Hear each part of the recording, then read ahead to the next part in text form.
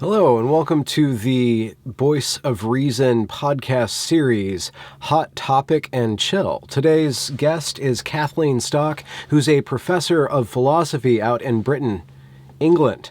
She has recently, or semi-recently, I guess tectonically speaking, everybody's recent, but she's been recently speaking about the intersection of trans rights and women's rights and the impact that self-identification has on the communities that are thus being self-identified with. We talk about gender-critical feminism, queer theory, and the LGBT community, and the different changes that are going on right now with regards to society's attitude towards this very quick advancement of certain sorts of rights and the steamrolling of any discussion, any critical discussion at least, about them. So here you go. I teach ethics and I teach aesthetics this year. So my background is fiction.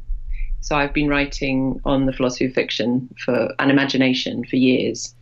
But I've now decided, I've had a kind of sideline in an interest in feminist philosophy, and I've written some things on sexual objectification. And within that, there's a school of thought that thinks that what it is to be a woman is essentially tied to what it is to be sexually objectified. So I got interested in that, although I'm not sure I totally agree with it, but I published a couple of things on that, and then I've made a decision recently, given in the light of my sort of political activities, that I'm going to focus in future publications on feminist issues around sexuality and gender. Mm-hmm. So I'm actually writing something on the nature of sexual orientation at the moment, and what that means in this new world.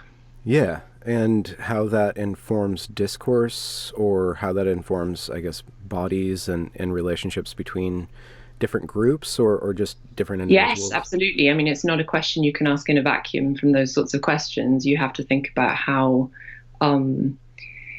existing cultural and social forces like homophobia and misogyny interact with categories, and specifically thinking about lesbianism and what that means. So, and I'm thinking about the law.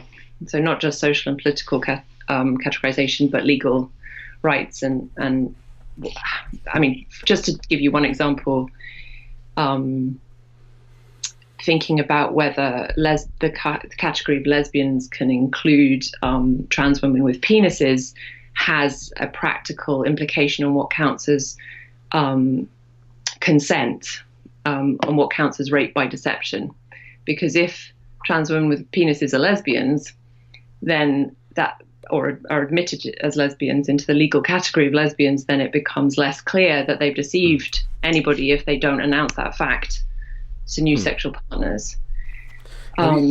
Stuff like that. Have you thought much about the psychology or the effects, the psychological effects of this category, of the collapsing of, or the broadening of woman into trans woman, and then the broadening of the category lesbian into the category, XY lesbian? Psychology for who? Well, I guess for the community, like the lesbian community, does that have a kind of a culture in and of itself, or is it just a whole bunch of different individuals that are very different? I'm a little skeptical generally of the word community, particularly because it gets bandied around in this area so freely and is used rhetorically, like the LGBT community, our community, you are harming our community. It's a bunch of people sat on, various computer terminals scattered across the world, calling themselves a community of outrage, perhaps. But on the other hand, obviously, there is a genuine there are communities, there are lesbian communities in particular geographical locations. And I think it's radically changed their social lives, the way things have gone. I think you just need to ask them, and lots of them say it. And that view, I think I said in one of my earliest pieces of writing something about something I can't even remember exactly, but something about male energy in lesbian spaces. And lots of people took this phrase out, well, not out of context, but they just took it and kind of ridiculed it, absolutely ridiculed it.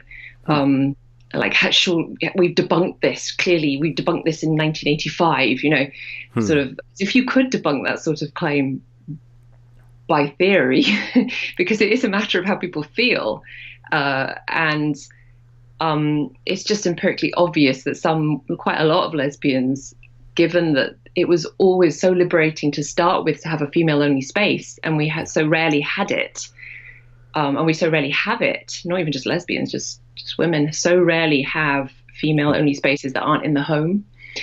So if they go, that makes a difference. Of course, it makes a difference to people. And not everybody cares. I'm not making any general claim about, the soul of the lesbian, because there's no such thing. But some people care. Yeah, the concept of male energy and female energy, I don't know how apt philosophy is for describing that, but I think that fiction or literature, or at least narrative, has the capacity to evince certain qualities of genders. Do you agree or disagree with that? Like, I'm talking about like mythology, and then just all of at least English literature. Yeah, sure. I mean, when I say energy, I'm not taking any particular stand on whether that's a kind of innate quality aligned to biological sex, or whether it's socialized into us. But nonetheless, never mind about that. Fiction's brilliant at explaining all sorts of things about ourselves to ourselves, because, and particularly fictional narratives, because they give you are good at explaining stuff about psychology, because they give you an opportunity to go into someone's head, kind of trying to evoke imagery or the phenomenology of being that person, and what it feels like to be that person. And academic texts, that's not their job. I mean, they couldn't do it if they tried. And I mean, you get this sort of hybrid autoethnography, which tries to do a bit of both, but I prefer myself to keep the lines clear. But also, the other thing to say is that, of course, fiction feeds our conceptions of gender. So it's hermeneutic. It's not just a recording device. It's also conceptions of mythology quite obviously are influencing conceptions of masculinity and femininity. And I can't think of an example off the top of my head, but I'm sure that, like, if I did think about it, I could find a novel that changed our conception of what it was to be a woman or a man. Yeah. Yeah. Do you find much use in the concept of archetypes? And if you do you think that they're emergent, like there's some sort of subconscious thing that comes up, or do you think that they're a construct? There's something that's built and then just gets... In what context? Well, archetypes like mythology, presenting like these very dense characters. Story archetypes? Yeah, or icons. Are they ways of describing the patterns of our psychologies, or are they constructs that channel and educate our psychologies and our societies? I don't know. I think that's probably quite a stark contrast. I mean, the only thing I can think of to say that's remotely relevant is that I think the fact that stories habitually exhibit certain patterns probably shows that there are general tendencies to value certain kinds of narrative structure, like the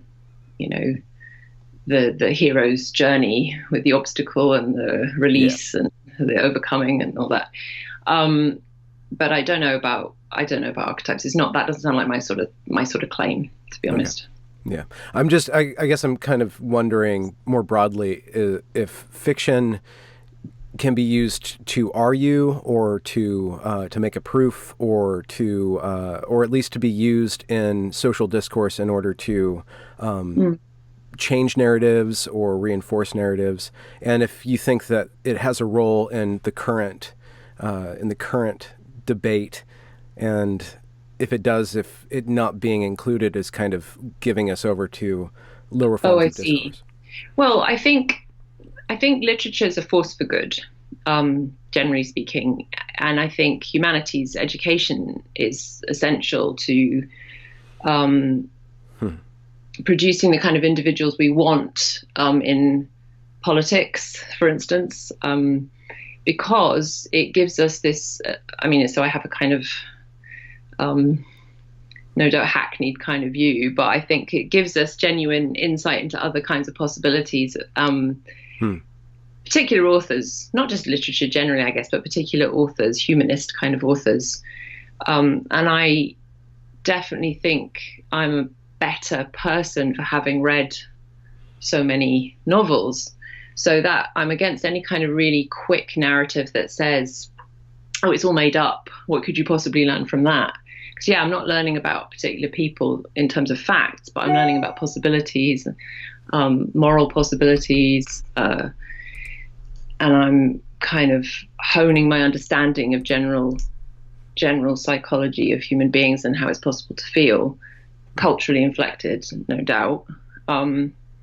So I think that's really, really important, and it might not be a direct benefit, and it might be really hard to capture and to kind of quantify, but I think it's important, and I'm worried that the more instrumentalized the education system starts to look, and the more outcome-oriented politicians are in terms of funding universities, the less they're going to value the humanities. So I'm worried. I'm worried not just for humanities, but for humanity. If we get rid of the humanities. Yeah. In America, there's kind of an ongoing crisis, it seems like, in the humanities. And I know that that's kind of a term that's been bandied about within the academy, a crisis of the humanities. But specifically, just with what's going on very recently, it seems like the humanities have been, either infiltrated or bent towards producing a certain sort of political standing in the students. That's very, very apparent, at least on the West Coast of the United States. And do you find that that's true, more or less, or is that kind of a small phenomena? Well, I'm familiar with that view, and I'm familiar with instances which would look like they confirmed it, even in Britain. But I generally think the narrative can be a bit overdone. Okay. But I'm not familiar with West Coast American institutions, but I am familiar with my own, which is a progressive 60s university that modeled itself on Berkeley. So, and which, really markets itself as a forward-looking, inclusive university. What I think is, for some academics, that's the case. There's some academics for whom their activism is very, very pronounced in their scholarship. But someone could say the same about me. So it tends to that complaint tends to be parceled up with a rejection of the politics. Nobody really complains about the activism and the scholarship going closely hand in hand when they agree with the politics. Or maybe they do, but I don't see that so often. I'm generally against trying to inculcate in students any particular political position. I would certainly never insist on one. So I always tell students, and I'm not alone in this, I think most academic philosophers do say to students, you are totally free to disagree with me. You're encouraged to disagree with me, actually, because part of what you're doing is honing your argumentative skills by disagreeing with me. And I've learned loads from students that way. Students have disagreed with my position, and I've actually thought, yeah, they're right, actually. That happens quite often. So, and I don't think I'm alone. That's definitely the case for my department. It's the case for most philosophers in the UK I've ever met, and I'm pretty sure it's the case for other humanities too. So what I think happens is a small proportion of academics have over prominent effects, or at least appear more prominent than they are, have it only takes a few people to chill the environment. Yeah. Everyone else just quietly getting on with their teaching in a perfectly okay way, but a few people on the internet can be really, really vocal, and suddenly everyone else kind of feels like they've had to shut down a bit, I think. Mm-hmm. Have you felt under threat by the views that you put out online being used to, silence you or affect your job? At times, yes, I have. Yeah, I have, because there's a remarkable number of people that want me to shut up, and yes, I have. But so far, I mean, I have to. It's very hard when you're in emotion under attack to see things clearly. Obviously, you can get quite emotional and feel insecure, and when I'm in my saner moments, I just keep reminding myself that I have academic freedom. I'm not asking anybody to agree with me. I keep telling students they don't have to. Mm-hmm. I work in a culture which basically thrives on disagreement. So, I'll go off and give a paper next month, and the first hour will be the paper, and the second hour will be just academics telling me why I'm wrong. And I have to defend myself. So I'm working in that tradition, and I value that tradition. I think my employers value that tradition. So it's all good. Do you think that this issue that gets you under attack on the internet, do you think it's always been this much of a hot button issue? I guess it would be, we can specify too, the trans rights and its intersection with female rights, or yeah, of course. I mean, that's the only context in which I'm interested. I have no desire to just lay into trans people, and I'm not doing that now. My interest came about because of a proposed change in the law in the UK, which still could happen. I mean, there's been a public consultation, so the public were invited to consult, and I thought I would contribute to that discussion, as many other people were from the other side. And the law was being. Law? Well, the law it was proposed, or is proposed, that there will be a change to the Gender Recognition Act, so that you no longer have to live for 2 years in your preferred gender, and you no longer have to get any kind of medical diagnosis of gender dysphoria in order to get a legal sex change. Okay. So, you have to note. I mean. No doubt sounds defensive, but I was never and have never argued for a rolling back of any Gender Recognition Act. I'm arguing for a change to the current one. I mean, a lot of my critics will make out that I want to get rid of any kind of legal recognition for transgender people at all. That's just not true. Yeah. What I've been specifically concerned about, one of the things I've been concerned about, is self-ID as the medium or the means to gender recognition, because it gives you access to this range of resources and spaces, and that should not be given lightly, because females are in there, and females are sexually vulnerable. They're also discriminated against. So in the UK, we have a sex-based legal protection built into the law, the Equality Act, but it's very unclear to legal scholars how that interacts with this new proposed change. And the worry is that we won't be able to protect sex-based rights if male-bodied people can just self-identify into the legal category of female, which is what the law says, or will say if this comes about. So that was my impetus, and I've forgotten the question now. Well,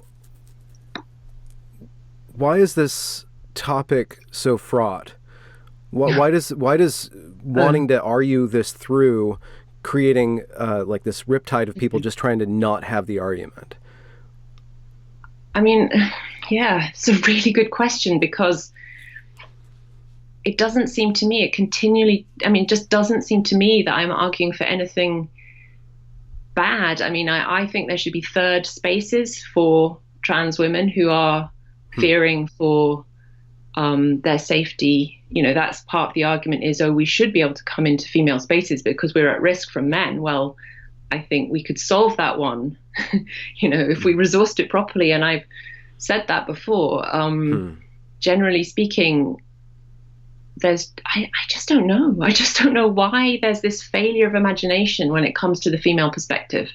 Like, why it's much, much easier to imagine the vulnerability of a trans woman, in a dormitory or a hostel or a prison than it is to imagine a rape survivor in the context where the law says that any male could enter using self-ID. I mean, the other thing to say is in Britain that never mind what the law says, social institutions have already leapt ahead. So self-ID is the means by which you can enter a range of spaces already, including prisons. So, there's at least 25, surgically intact male people in female prisons in the UK. But not just there, there's youth hostels and there's changing rooms and there's sleeper carriages, so it's already happening. And I don't know why as a society, we can't recognize that that's going to cause a lot of anxiety, given that we already know the high levels of sexual assault. We know that. In prison, most women in prison have suffered sexual abuse. Like, that's a recognized statistic, but we don't seem to mind putting people with penises in amongst them because we're very concerned with the perspective of the people with penises. Yeah. And I think we got to think about both. It seems like this just came out of nowhere, and it's now that we're trying to talk about it, and it seems like the political players that put this in motion did a really good job of just getting it out there and implementing it before debate could happen. And now that debate is happening, there's this other movement of just trying to silence and then using all these terms like the phobias and accusing everybody of bigotry just for wanting to actually think things through, which is actually bigoted to want to shut down discussion. That's the most bigoted thing. But, who knows what bigoted even means anymore? I know after Trump, that word's basically useless. But you're phobic. No, you're phobic. I don't know. I don't think I'm phobic. Yeah, I mean, where it has its roots in older discussions. I mean, there was within the gay community, as they say, or at least the gay academic community, there was a big discussion, I think in the 80s, about whether transsexuals could count as women and whether they could count as lesbians. But I guess it didn't really get taken up in any way by wider society, lawmakers, policymakers. I mean, we didn't even have gay marriage then, so why were we going to worry about that? I mean, obviously transsexuals have sorry, I should correct myself. Obviously transsexuals had and have the ability to change sex legally. And I don't know what the history of that is in the States is. I don't know what the timings was, but it was relatively early on here. But that was only ever envisaged as like something that would happen for people who were going to make a meaningful surgical transition. Yeah. And it was only ever envisaged for male to female transsexuals. So I think the numbers estimated it was going to be about 5,000 people got a gender recognition certificate. Nobody could have anticipated, I think, this sort of social change where being trans now has nothing really to do necessarily with any intention to have surgery or take hormones. And it's the outer expression of an inner feeling. Yeah. And the law recognized the inner feeling as the criterion of rights. Yeah. I wonder if that doesn't have something to do with the exposure of more and more people at this point for probably around 20 years to the internet and to interacting with people via the means of a virtual interface where you could just model a certain behavior or just present yourself and you are what you are presented, which would get us all in the mindset or get a lot of people in the mindset that I can just it's not pretending anymore if I'm doing this all the time, if I'm living this way all the time on this internet field. But that virtual field is fundamentally different than the physical field, and I think that might have. I agree or disagree with me, but that might have this something to do with the decoupling almost out of nowhere of the medical side of things or the physical side of things with regards to transgender, and just going purely into self-ID. That makes sense to more people because we dwell in a world where self-identification is identification. Yes, I mean, I'm always a little bit. I've heard this kind of narrative that sometimes people talk about transhumanism as this multifaceted kind of cultural trend in the West, orchestrated by white males in Silicon Valley kind of thing. But as we become more locked into the internet and to the cloud and whatever, we become less centered in our physical selves, and then this gets all tied into this big conspiracy theory. And I'm not, I don't believe in conspiracy theories, so I'm wary of these big meta narratives. However, a lot of what you say there seems to me to make sense. Certainly, the internet just social media provides us with an opportunity to make a new version of ourselves that no one really ever has to corroborate. You can have thousands and thousands of followers and they've never met you, who can applaud you for saying certain sorts of things. You can have a anime avatar, you can present yourself as cute and sexy and whatever you want, really. And no one's really there to say, hang on a minute. You don't get much feedback. You don't get much sort of, you tend only to get confirming feedback. Yeah. Rather than, I'm sure you get disconfirming feedback when you walk outside your door, but we don't have to walk outside our door so much these days, do we? We can have everything brought to us. So I'm sure there's an element of that. And there's also obviously the element of sharing ideas, and there's what the internet being a capitalist thing, always looking for the latest thing, the newest thing, the coolest thing, most shocking thing.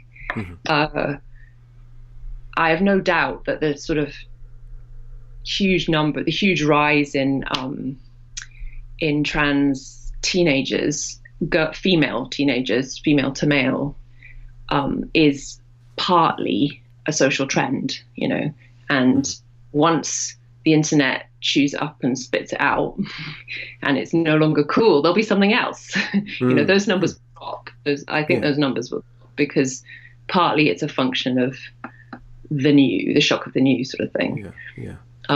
But if that gets instituted in law, then that's going to have... Well, yeah, exactly. I mean, we shouldn't be making laws based on social trends. I don't think... Well, maybe not short trends, but like longer trends. I mean, the law is a social construct. So let's wait 100 years and see whether, being non-binary is still a thing. Have you studied queer theory? I believe in your Twitter bio you say lesbian, not queer. I think there's some really amazing aspects of queer theory, depending on the theorist. But why I say queer, lesbian, not queer, is because the net effect of queerness becoming a commodity on the internet and amongst kids and being taken up by massive corporations like Twitter is that lesbian voices in particular get lost.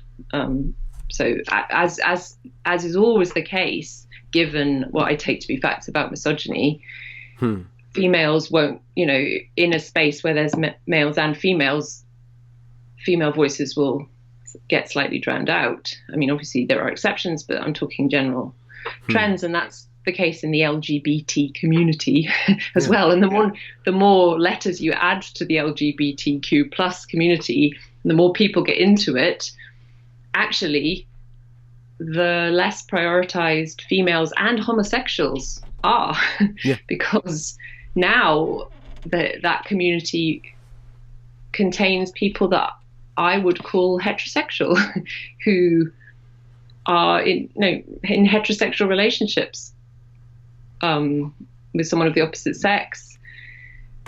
So, but they have a gauze of I guess it seems like on that level it's just kind of like almost an aesthetic choice that's then somehow sexualized or put on this spectrum of sexuality. It's just this kind of consumerist culture just emptying out political movements that were forces for good originally of meaning by commodifying them and making it cool and making pride something that everyone wants to go to. And also, I mean, I think there's this, in a sense, one of the effects of a feminist discourse. I mean, I am a feminist, but I recognize that feminist discourse becoming popularized means that there's been an awful lot of just sheer vitriol directed towards the straight, the white, the male. And if I was young, I'd want to identify out of that too. You know, I'd be like, I'm queer. I don't, you know, I'm not one of them, those bogeymen. Now, I don't have a kind of politics that says that as soon as you're, you know, that you can differentiate between people in those terms politically, reliably. As a category. Of course, you can make generalizations about white power and straight power, but it's not a reason to actually actively attack someone for being white and straight when you know nothing else about them. So I wouldn't participate in that to start with, or at least if I have in the past, I'm sorry for it, because I think one of the net effects is everything gets more and more polarized, and people do sort of seek refuge in these this queer movement because they don't want to be with the straights and the conservatives and the Trump supporters, so they want to be somewhere else. Yeah, and with self-ID, you can just start identifying as a black, trans, lesbian. I mean, me, myself, I could just go through a certain sort of process and start to... You couldn't yet be a black. Okay, so but you make this argument in one of your papers, or in I think it's the Economist article, where there's a very sharp line about race. Like, race is not yet self-ID. Rightly so. Yeah, I mean, because race is rooted in the physical, whereas a sexuality is more subjective. It's more rooted in no, I think the thought that sexuality, the thought that trans women can be lesbians really comes from the prior thought that trans women can be women. So it's like, okay, I'm a woman and I fancy other women, so I must be a lesbian. Yeah. It's a kind of, it's a deduction from the initial premise that one is lesbian and one fancies, that one is a woman and one fancies other women. So I don't think it's directly because sexuality is more transient, but it certainly, I guess, doesn't help my cause that sexuality is something that's usually so hidden, or can be really hidden. You know, you can not know the facts about someone's sexuality in the normal course of things, whereas race, arguably, although, I mean, you really don't know. You can't tell much about race from just looking at someone either. But the reason there should be, I mean, the reason why it's completely inappropriate for white people to be able to identify as some other color is because of the history of inequality. I mean, this is not an original thought, but the history of inequality says that there's a special history of being black in America or being black in Britain that white people should not colonize. Now, I think we can ask that question about being female, given the facts of misogyny and patriarchy. But this goes back to your prior question. Why do people not see the parallel? I don't know. I don't know. Have we, I don't know how, this almost feels like a taboo territory, but with regards to medically assessing someone's gender as opposed to their sex, there's that concept of gender dysphoria that so far as I know, we haven't been able to assess it completely objectively. I don't know to what extent. Has there been at any time in history or in the medical establishment where they've been able to diagnose one's sexuality, or is that something like you can take a picture of in the brain? the gender. Sorry, just to be clear, that gender dysphoria has got. I would be saying I say that gender dysphoria is different from sexuality. Like, I think so. You know, in answer to the second bit, if you think of sexual orientation as a stable pattern of sexual arousal, Okay. like towards a type of thing or type of person, like not just passing, like one day you fancy this, another day you fancy that, but like over the course of a long period, you tend to fancy this type of person. And the traditional way to do it is through, homosexual is biological sex.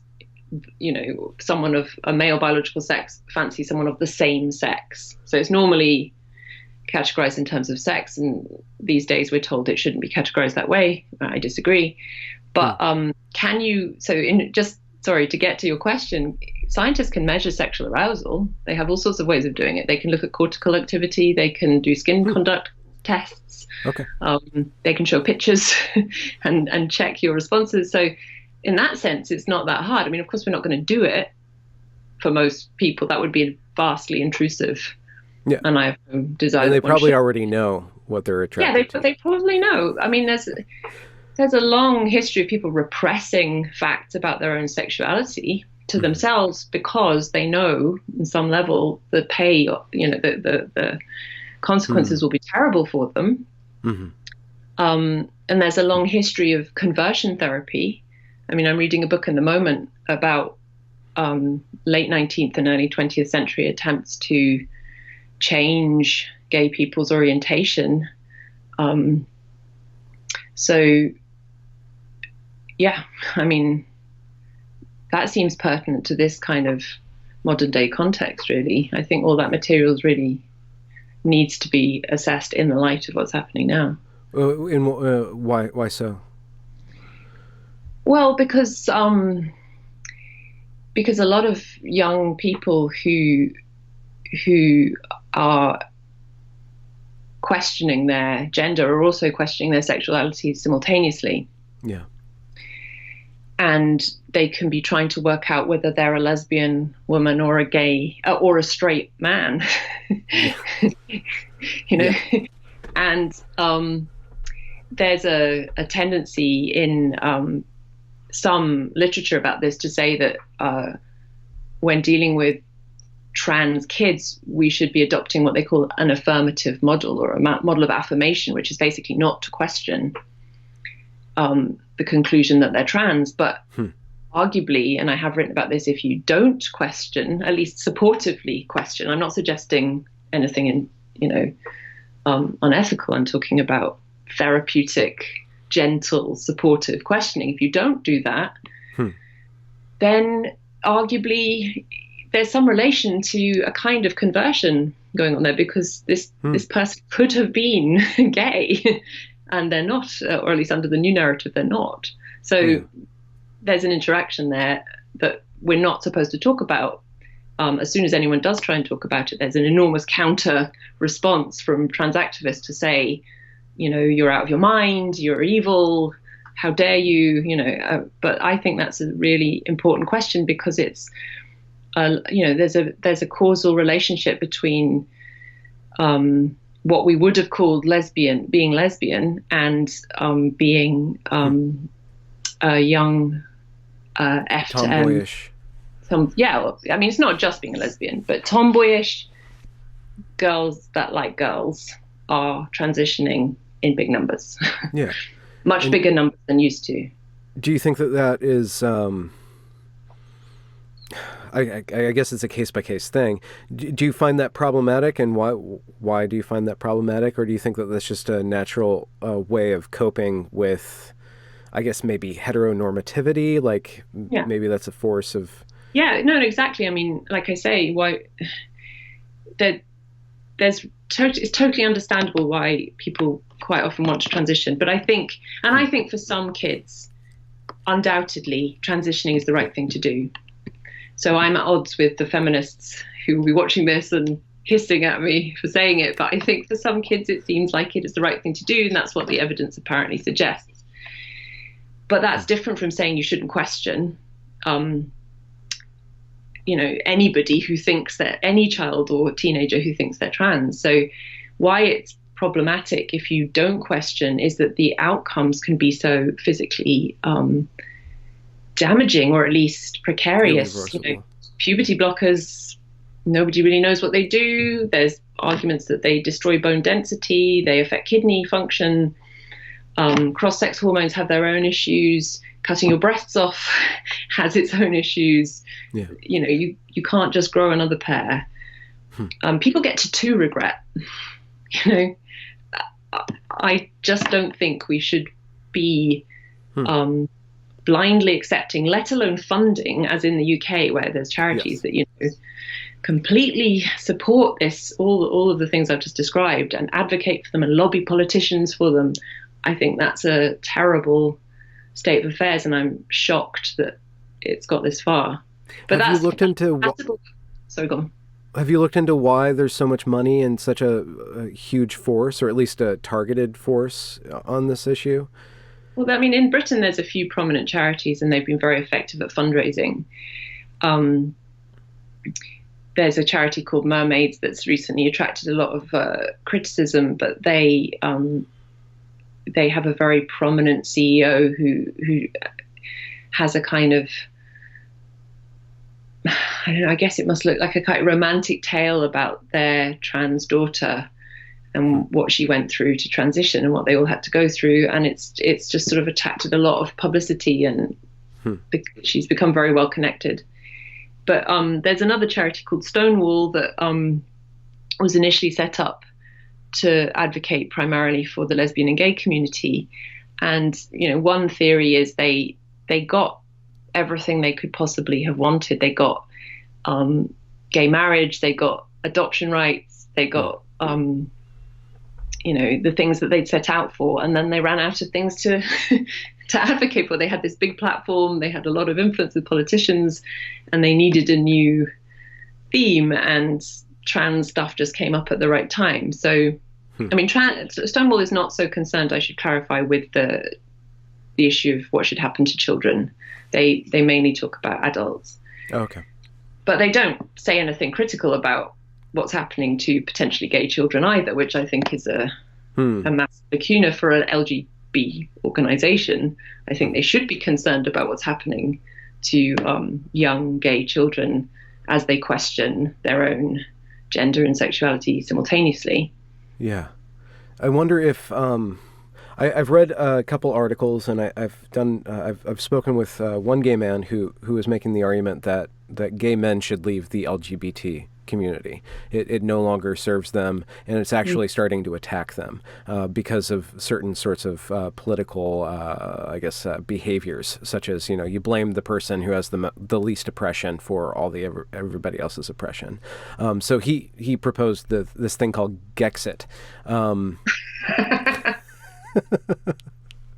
But I wonder if like, have you outlined like the tensions between the homosexual community and this new the trans or the gender multiplicity community, and the tensions of, or the erosion of homosexuality as a protected category that's now kind of being swallowed up? Is that something that is happening, or that you perceive happening? Oh, I think it's happening. It's happening, but it's happening mostly to lesbians, and that's because some trans women are attracted to males, like men, cis men. And if they hadn't transitioned, I guess they would have counted as gay men. But quite a lot of trans women are female attracted. They're attracted to women, and they were attracted before their transition. We would have called them heterosexual, and they're still attracted to females now. Now, they're in the LGBT community. They're being advocated for by the LGBT lobbying groups. And that's quite strange, because that's not a matter of sexuality. I mean, like I say, I don't think they became lesbian the minute they transitioned. I think lesbians is female homosexual, and that's a political category we need to keep. Yes, I see it being eroded. I find it really peculiar that others don't too. So, for instance, I saw an academic conference advert the other day for a conference coming up in Brighton. It's focusing on lesbian erasure. So this is this sort of mantra that we hear, that lesbians are being erased. You know, their clubs are going, their pubs are going, their political representation is going. So I thought, oh, that's great.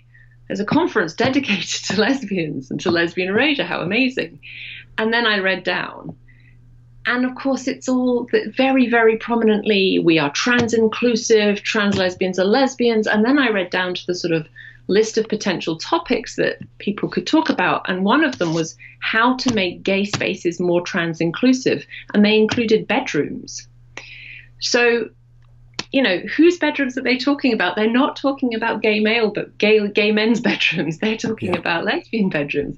We as a community, there's that word again, are expected to bear the brunt of the sexual interests of trans women who now declare themselves to be women and so therefore must be lesbian because they still fancy women, so they must be lesbian. They don't want to sleep with straight women because they're straight, and you can't sleep with a straight woman because a straight woman fancies men and they're not men. So lesbians are sort of the focus of this interest.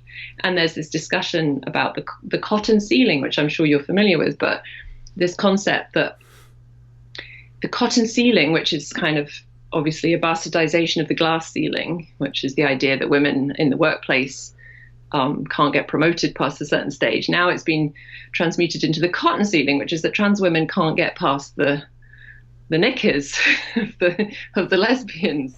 Yeah.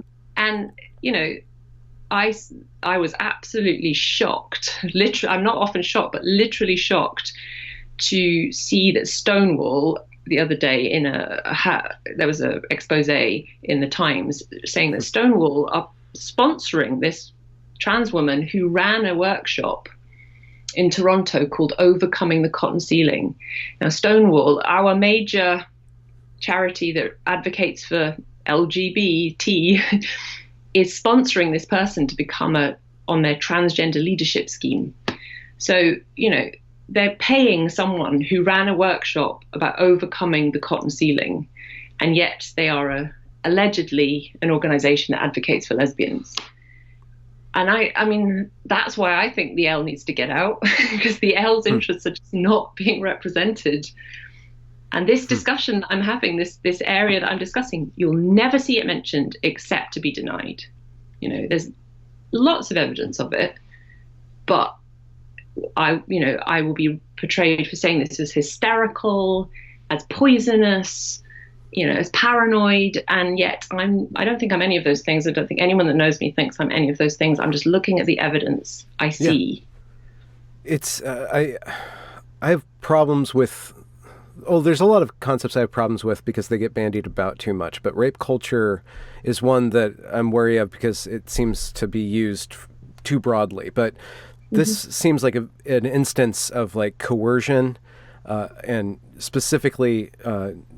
Basically forcing somebody into a sexual act that they don't really want to do. Well, I don't say it's forcing. So I think actually sometimes radical feminists overplay their hand a bit by saying that we're being forced to have sex. We're not being forced, but that's not the point. I mean, I'm sure somebody's being forced, you know, rape does happen. But generally speaking, that's not my worry. It's more insidious than that. It's about people, given facts, what I take to be facts about female socialization, and the fact, and particularly young females and young lesbians finding their own sexuality out in queer communities. They are in communities with trans women who say, "Hey, I'm a lesbian too. You should sleep with me." And it's not that they're going to force them to, but there is a social kind of stigma. If you say, "No, I'm sorry, I'm not into you." Well, why aren't you into me? Are you transphobic?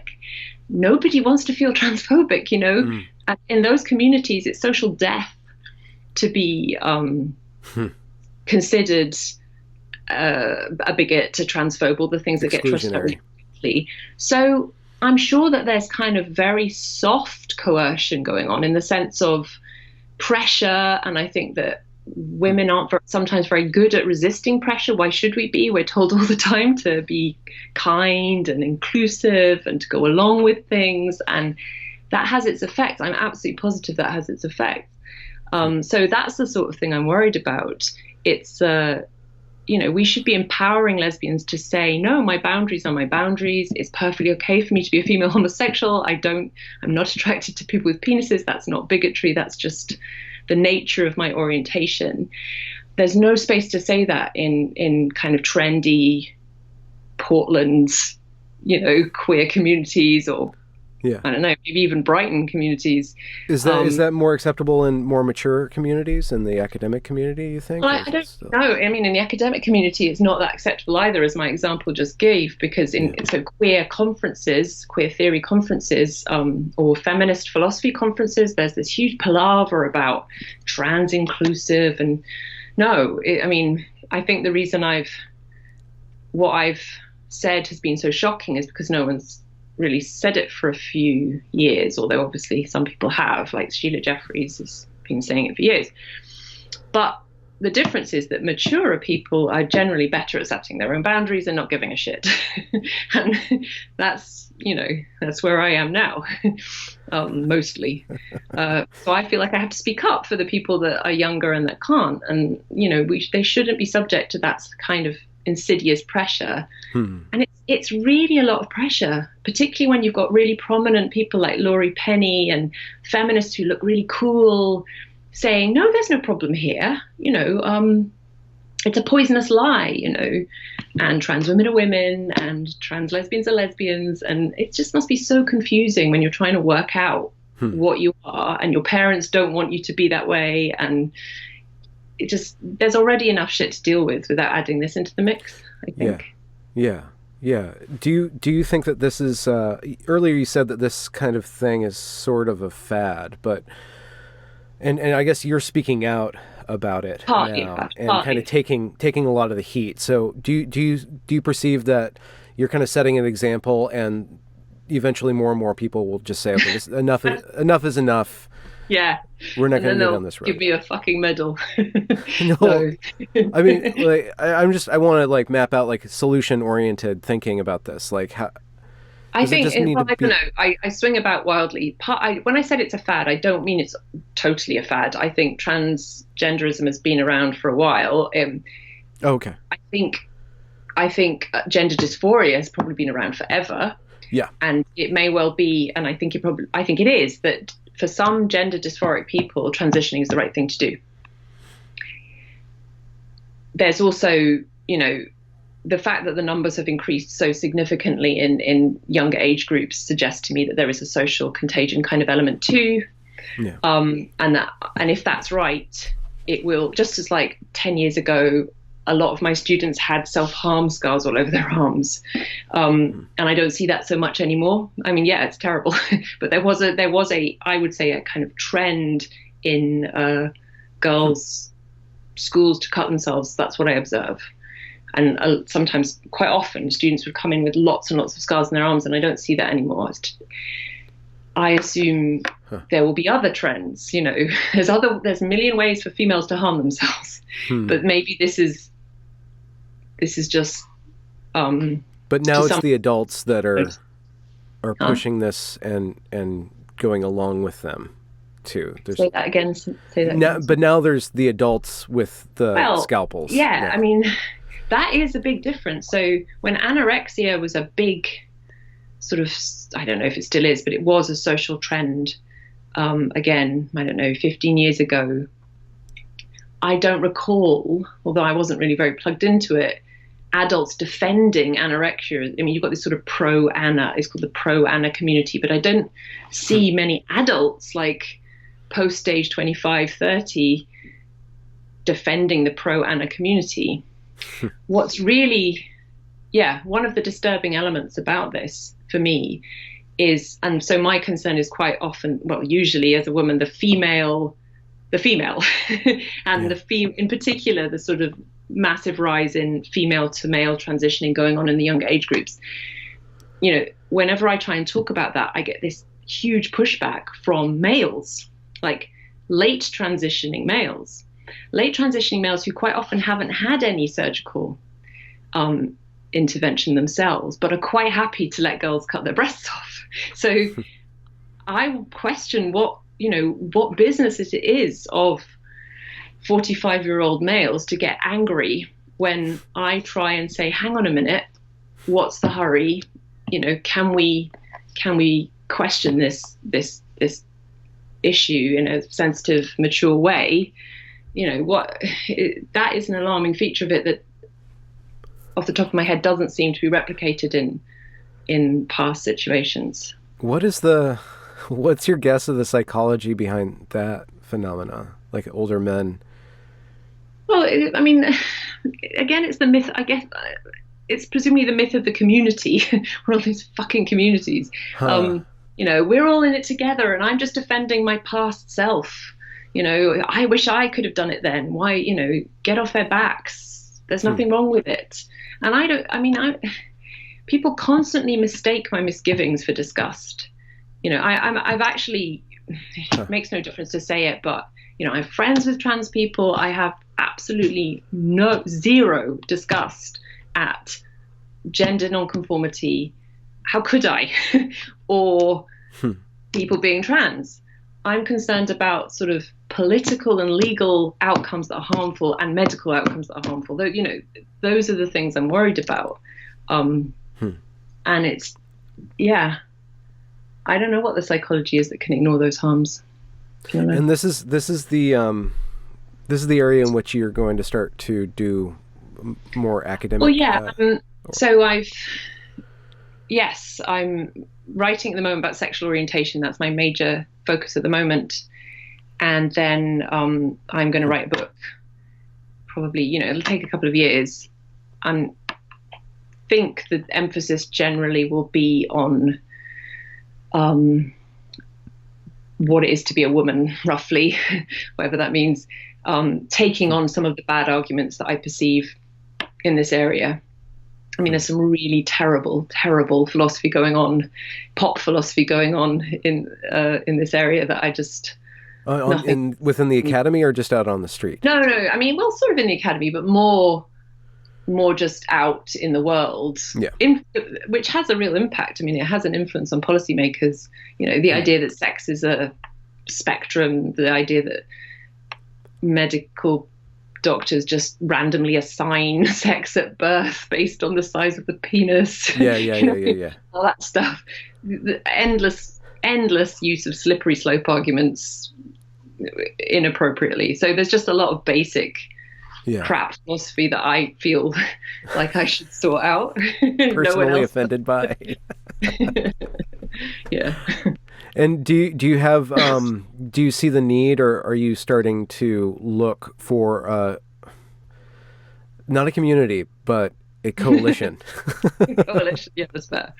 Well, I've got a coalition, I think. I mean, one of the amazing things that's happened is the number of amazing people I've met through doing this that are really sound, sensible, kind, brave people. And so I've been doing a lot of building of networks and in academia. So there's I think I've got 150 people in an academic network now, from across all the disciplines. But I'm also meeting people in the media and activists and psychologists and psychotherapists. And so there's a huge number of concerned people out there. They may not be saying it because they're frightened, but they're there. So I'm trying to build as many connections with people as possible.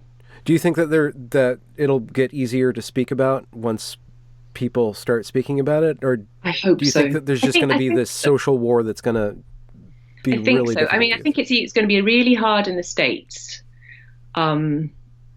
because of Trump and because of your incredibly polarized... You are in the States, aren't you? You're not kidding. Yeah. Incredibly polarized political situation, even more polarized than ours. I mean, Britain has a prime minister that stands up and says trans women are women. Britain has a progressive attitude to all of these issues. So it's easier to have a conversation without looking like you're a fascist. I think a critical conversation about these issues. But I'm sort of moderately optimistic it will happen in the UK because it seems to have already started. Like, for instance, prominent politician, Maria Miller, who's the head of the Women Inequalities Committee, last week put out this article saying that, she seemed to be rowing back from some of her previous statements about self-ID and the law. Oh. So that's a good sign. Yeah, I think it sounds like they're listening a bit, hopefully. Yeah. Do you think that somehow, like, the wheels of I don't know if that's the right phrase, but progressivism has entered into a very rapid phase now that's rapid or rabid? Well, I guess both, but I meant rapid. Like it's just moving faster and faster and faster, and that's why we see the rise of fascism being attributed to anybody who isn't on board for the next upgrade to human civilization and stuff. Yeah, I mean, I'm not a great analyst of these big trends, but I consider myself to be on the left.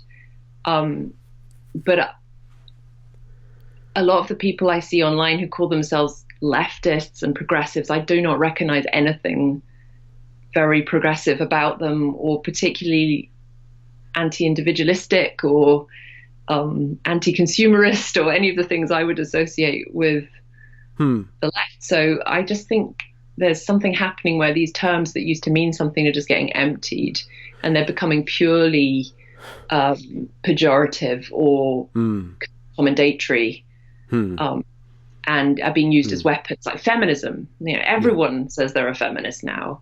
People who radically disagree about what feminist is. So I think, I don't know. Yeah, I wonder. I mean, I've been following.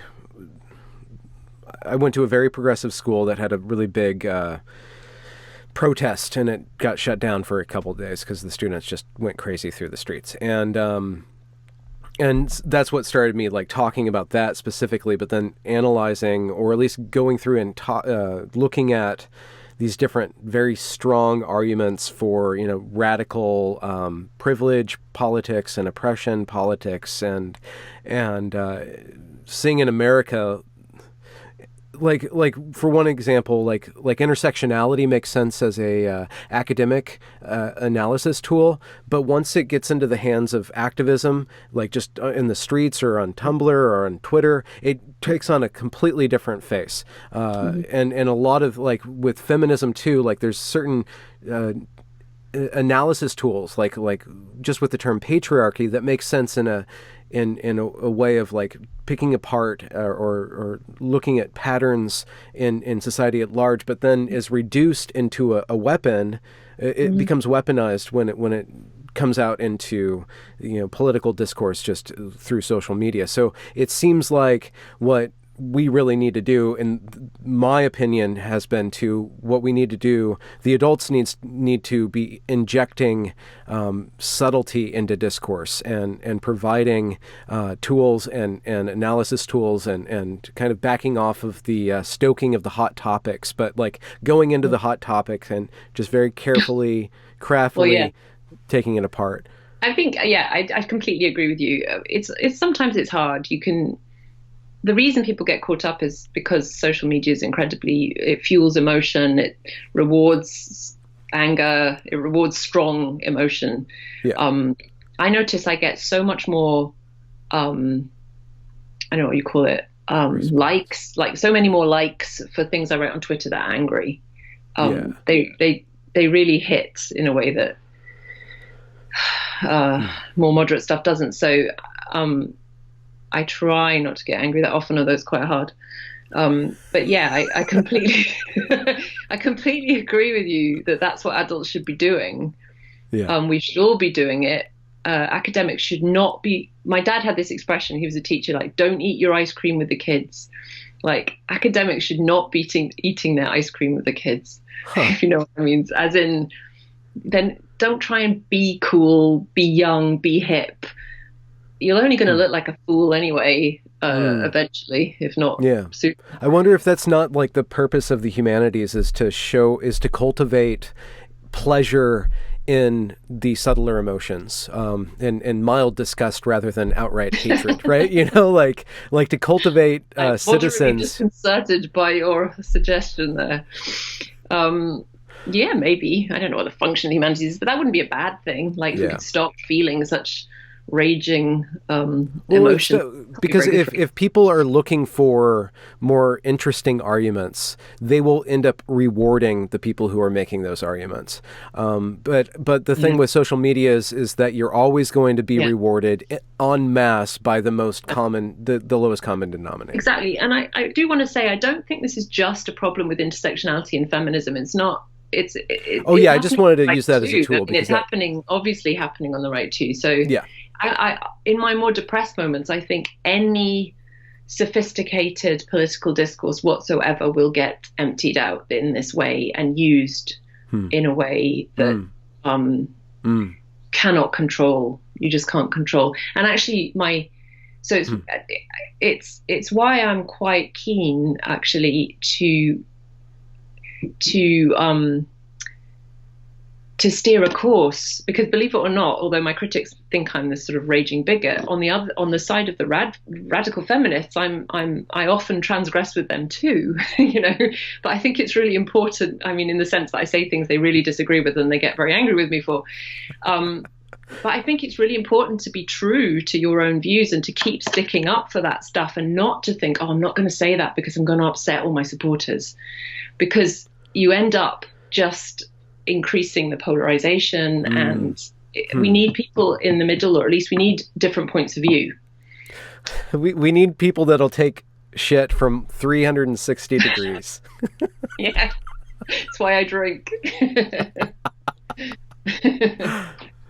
Someone's got to do it. Well, Kathleen, I know it's late there, and I'm gonna let you go for now. Okay, yeah. Is there any, I'm going to direct people to your resources, but are there any specific resources that you'd like people to look up about you? Well, if you go to my Twitter feed, which is Doc Stock with 2 Ks on the end, not just one. And at the top, I've got a pinned tweet where I basically put everything that I've ever written in a populist sort of way about this issue. I mean, I did start because I thought nobody's talking about this. So initially I was sort of finding my way a bit, and I've got more sort of firmed up in my views since I started. But you can see my kind of intellectual progression. You can judge for yourself whether you think it's transphobic, bigoted, awful, or whatever. That's all I ask. Just read it. Like, make up your own mind. That's what I'm asking your viewers to do, because don't take someone else's word for what my views are. Why don't you go and see what they are? I'm toying with the idea of starting a website called Every Other Day Feminism, where it alternates between men's rights and feminist philosophers. No. Okay, you're not. I would have, no. And I won't be helping. Okay. I know that's a pretty hard sell, but okay. Well, nice to talk to you anyway. All right, doctor. Thanks. Have a good evening. You too. Bye-bye.